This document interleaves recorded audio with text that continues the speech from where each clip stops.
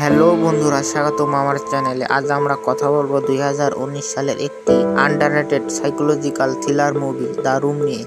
এই মুভি একটি অদ্ভুত ঘরের গল্প যেটি যে কোনো ইচ্ছা পূরণ করতে পারে, কিন্তু এই ইচ্ছার পিছনে রয়েছে ভয়ঙ্কর পরিণতি। গল্প শুরু হয় ম্যাট এবং ক্যাটের নামের এক তরুণ দম্পতির সাথে। তারা নিউ ইয়র্কের একটি নির্জন এলাকায় একটি পুরনো ফ্ল্যাট কিনে এবং তারা সেখানে নতুন করে জীবন শুরু করতে চলে আসে। ম্যাট একজন উচ্চাকাঙ্ক্ষী শিল্পী আর ক্যাট একজন ট্রান্সলেটর। তাদের জীবনে একটা বড় কষ্ট আছে। ক্যাট দুবার গর্ভপাতের মধ্যে দিয়ে গেছে, মানে ক্যাটের বাচ্চা হওয়ার আগে তার দুটো বাচ্চা তার পেটে নষ্ট হয়ে গিয়েছে, তাই তারা সন্তান নিতে পারেনি। তারা যখন বাড়িতে নতুন করে সাজাতে শুরু করে তখন ম্যাট আবিষ্কার করে একটি লুকানো ঘর। এই ঘরটি দেখতে সাধারণ, কিন্তু এর মধ্যে রয়েছে অলৌকিক ক্ষমতা। ম্যাট প্রথমে ঘরটি সম্পর্কে বুঝতে পারে না। সে এক বোতল ড্রিঙ্কস খেয়ে ক্লান্ত হয়ে মনে মনে বলে, এরকম বোতল যদি আরেকটি পেতাম। এই বলার সঙ্গে সঙ্গে তৎক্ষণাৎ এক বোতল পানীয় হাজির। ম্যাট বুঝতে পারে এই ঘর যে কোনো বস্তুগত ইচ্ছা পূরণ করতে পারে। তখন ম্যাট ক্যাটকে ডেকে আনে, ক্যাটকে সব খুলে বলে। তারা প্রথমে মজা করে নানা জিনিস তৈরি করে, অরিজিনাল পেন্টিং,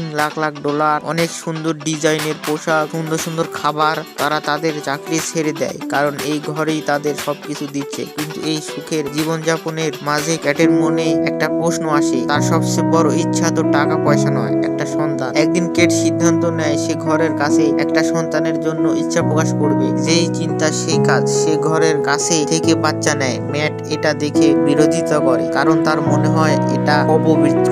কিন্তু ক্যাটের জেদের কাছে হার মেনে সে রাজি হয় বাচ্চাটি রাখা। বাচ্চাটির নাম তারা রাখে শ্যান। কিন্তু এই শিশু সাধারণ নয়। ঘরের তৈরি করা যে কোনো কিছু বাড়ির বাইরে গেলে ধুলায় পরিণত হয়। ম্যাট এটা আবিষ্কার করে যখন সে ঘর থেকে নেওয়া টাকা বাইরে নিয়ে যায় আর তা ধুলো হয়ে যায়। তারা শ্যানকে বাড়ির বাইরে নিয়ে যেতে পারে না। ক্যাট শ্যানের মা হিসাবে তার যত্ন নেয়, কিন্তু ম্যাট দ্রুত বজায় রাখে। শ্যান অস্বাভাবিক দ্রুত বড় হতে থাকে। মাত্র কয়েক মাসের মধ্যে সে একটি ছোট ছেলে থেকে কিশোর হয়ে যায়। শ্যান বাইরের জগৎ দেখতে চায়, কিন্তু তারা তাকে বাড়িতে আটকে রাখে, বলে বাইরে জীবাণু থাকে, ক্ষতি করবে তোমাকে। এদিকে ম্যাট বাড়ির পরবর্তী মালিকদের সম্পর্কে জানতে শুরু করে। একজন রহস্যময় জন ডে নাকি তাদের খুন করেছিল। সে জানতে পারে এই জন ডেও ঘরের তৈরি একটি মানুষ ছিল।